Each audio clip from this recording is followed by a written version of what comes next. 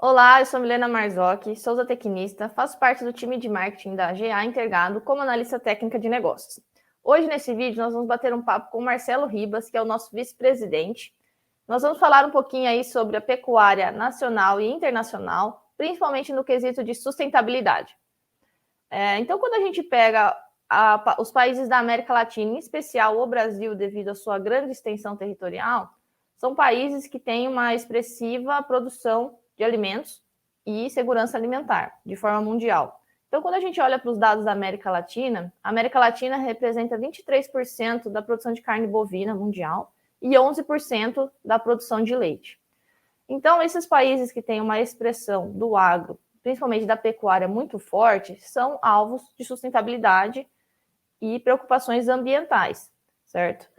Então, nosso bate-papo hoje é sobre essa pauta e eu queria trazer o Marcelo para explicar um pouquinho mais e responder algumas perguntas aqui para a gente. Vamos lá? Então, Marcelo, iniciando aqui a nossa primeira pergunta, eu queria que você falasse um pouquinho da relevância da pecuária brasileira aí no cenário mundial. Olá, Milena. Legal, vamos lá. Segundo o IBGE, hoje a gente já passa de mais de 220 milhões de cabeças. Nós somos o segundo maior rebanho do mundo de bovinos, atrás apenas da Índia, que não explora comercialmente esse rebanho. Então, nós praticamente somos o maior rebanho aí de exploração comercial que existe no mundo. E também somos o maior exportador de carne bovina, mas deixando bem claro, né? Sem desabastecer o mercado interno. Só 25% do que a gente produz é efetivamente exportado. E aí, em especial, cresceu muito essa importância e relevância do mercado asiático. Hoje, em torno de 70% do que a gente exporta é para o mercado asiático. Então, só voltando lá, né, o nosso mercado nacional é muito forte também. A gente não é dependente só da exportação. 75% do que a gente produz continua sendo comercializado e movimentado aqui no mercado interno.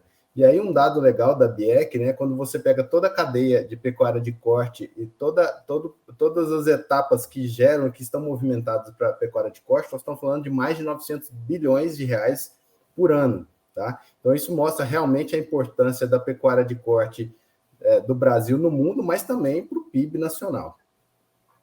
Certo. São números muito expressivos, a gente sabe dessa importância.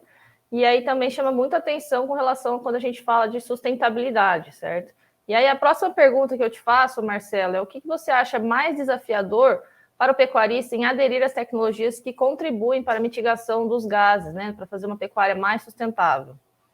Então, uma visão geral, tá? Toda vez que a gente fala em mudança, em adoção de tecnologia que vai promover uma mudança, ela na pecuária em si é bem complicada. Ela envolve custo, investimento por parte do pecuarista, treinamento da mão de obra, e vale a gente destacar que nem sempre a nossa mão de obra no campo ela é tão qualificada quanto a gente tem na indústria, revisão de processos. Então, assim, quando se fala em adoção de tecnologia e mudança na pecuária, não é tão simples quando a gente fala com as outras áreas. Mas dizer que o pecuarista não está adotando tecnologia, eu acho que é uma loucura, né? Vamos ver o que a gente evoluiu dos últimos anos.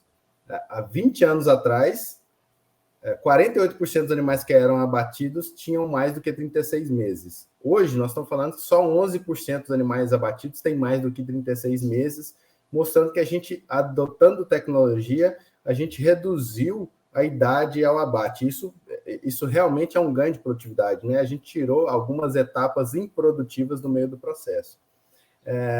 Outra visão aqui bem legal, mostrando que os pecuaristas estão adotando tecnologia, seja ela qualquer. Hoje a gente consegue trabalhar 54 milhões de cabeças a mais na mesma área do que a gente trabalhava 20 anos atrás. Não tem jeito de dizer que isso não é uma adoção que está beneficiando a nossa parte de sustentabilidade, né? Nós deixamos de pegar ou atuar em outras áreas para produzir mais, né? A gente está sendo mais eficiente.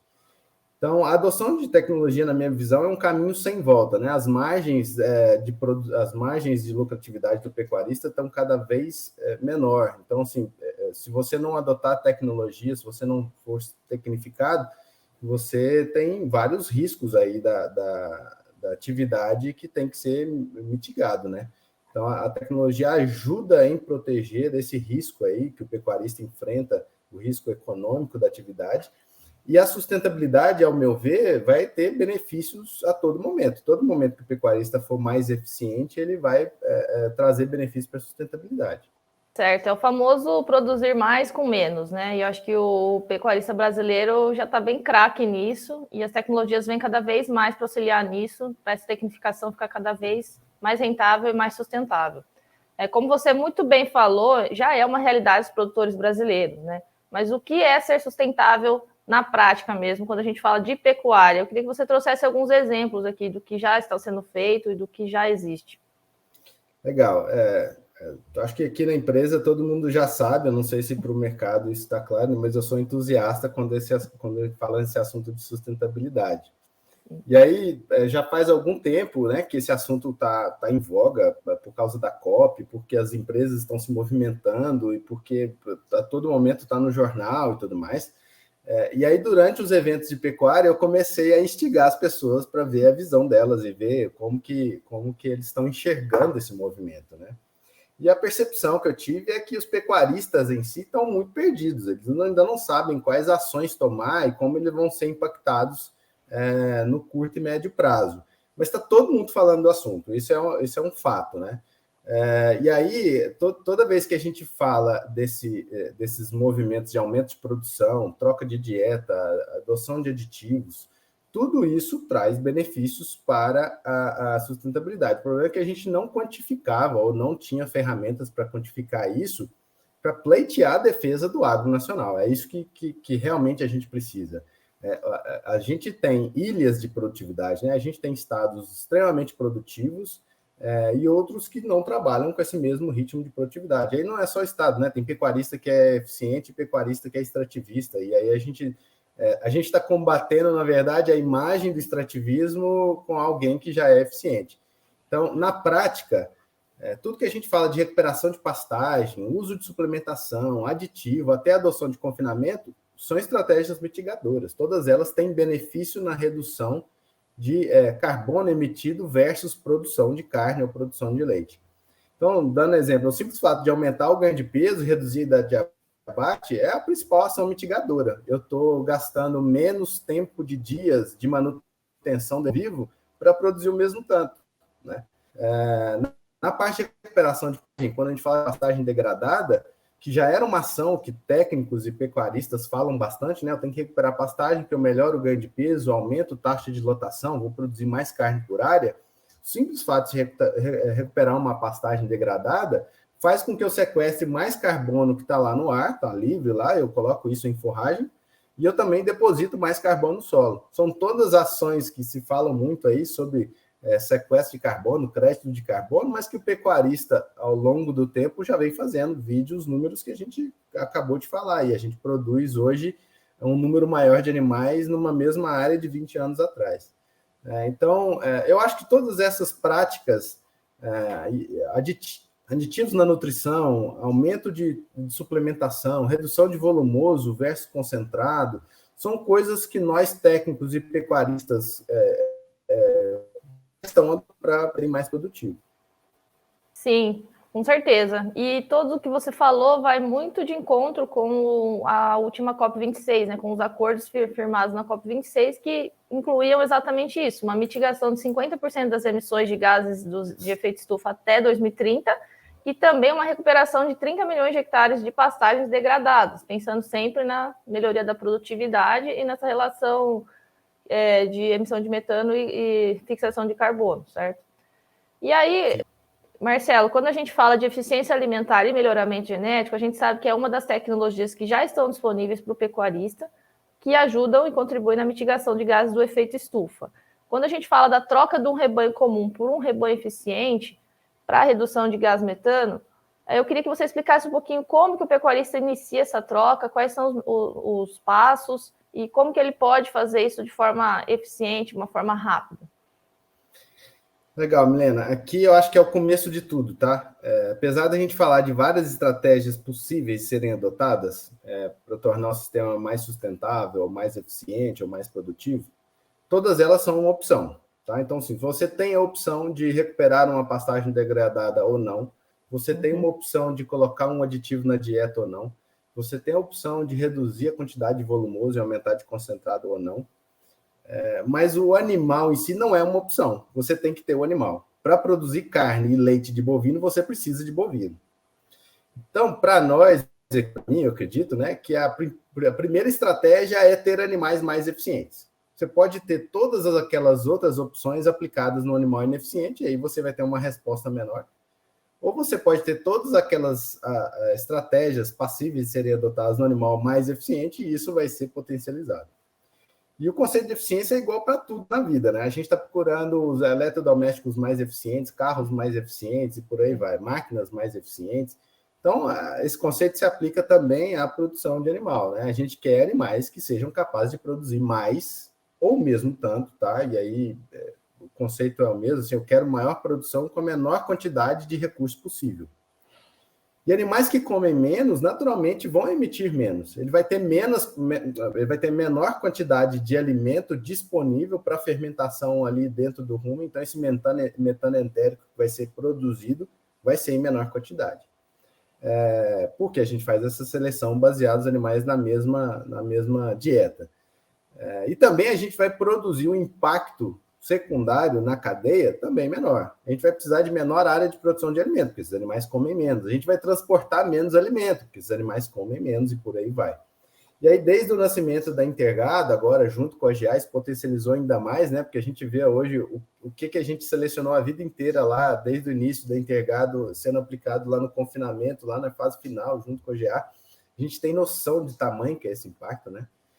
A gente sempre esteve focado nisso, em gerar ferramentas para tornar possível a detecção e a seleção de animais mais eficientes. E hoje, né, depois de 10 anos aí já desse trabalho, a gente já viu um crescimento absurdo no número de animais testados, né, 1.200%, foi o número que cresceu da base de animais testados para eficiência alimentar, graças a esse trabalho, junto com todos, né, pecuaristas, centro de pesquisa, programa de melhoramento, a gente chegou a ter as DEPs para eficiência alimentar, que é a diferença esperada nas progênies, então a gente consegue comparar os touros e trabalhar os touros mais eficientes aí, com a capacidade genética de gerar filhos mais eficientes. Hoje esses dados já estão presentes nos principais programas de melhoramento do Brasil. Então, em resumo, a gente até analisou alguns desses sumários aí da última leva que saiu agora em agosto, a gente tem boa oferta de touros melhoradores para essa característica, tá? E aí, mais uma vez, atuar nesse ponto, o pecuarista não está atuando simplesmente na sustentabilidade, ele está atuando também na lucratividade, por exemplo, do seu sistema produtivo, seu confinamento, por exemplo.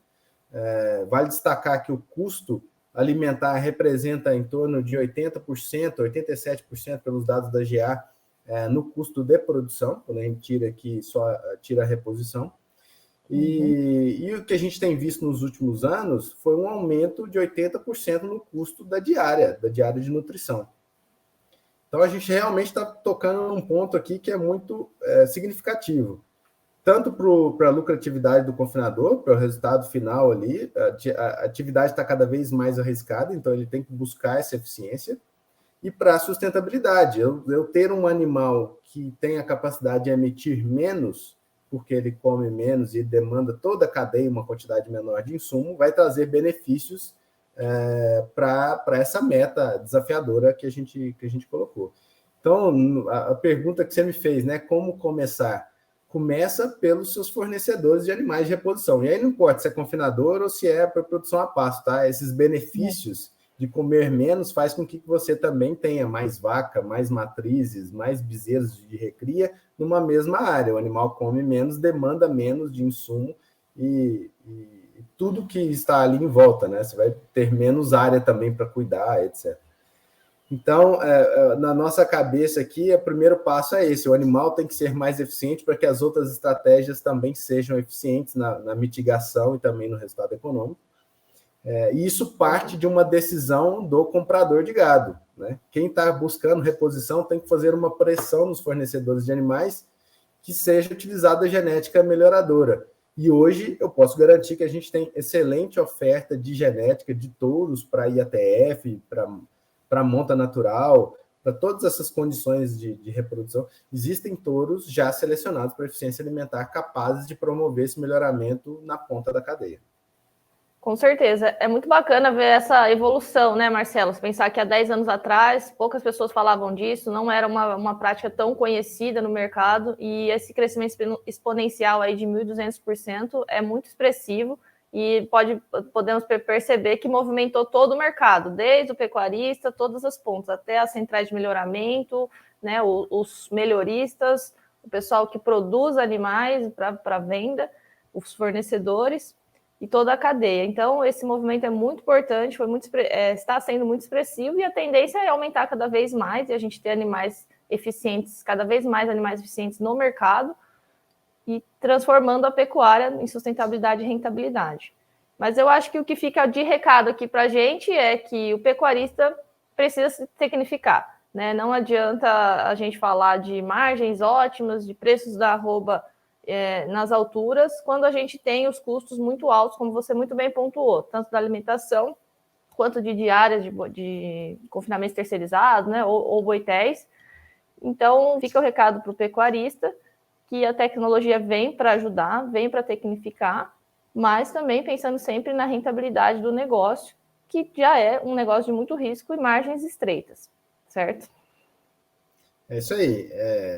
Eu entendo que a gente já faz muita coisa em prol da sustentabilidade quando a gente está trabalhando a parte de lucratividade. A gente pode ampliar isso para bem-estar animal e tudo mais. Sim. Sempre que a gente é mais eficiente, a gente vai ter impactos positivos. A gente tem agora que ajudar o pecuarista a quantificar esse ganho, esse ganho para a sustentabilidade.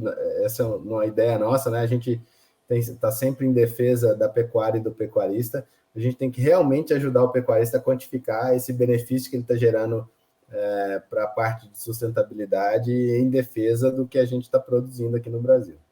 Então, Marcelo, foi muito bacana o nosso bate-papo aqui. Espero que todos vocês tenham gostado e vamos continuar levando uma pecuária cada vez mais sustentável e rentável para os nossos pecuaristas. Obrigado aí pela participação, viu? Que isso, Milena. Obrigado pela oportunidade de falar um pouco da pecuária nacional e do nosso trabalho também, né? Lógico que essa eficiência para a pecuária a gente tem apoiado a cadeia, mas o pecuarista é que faz toda a diferença.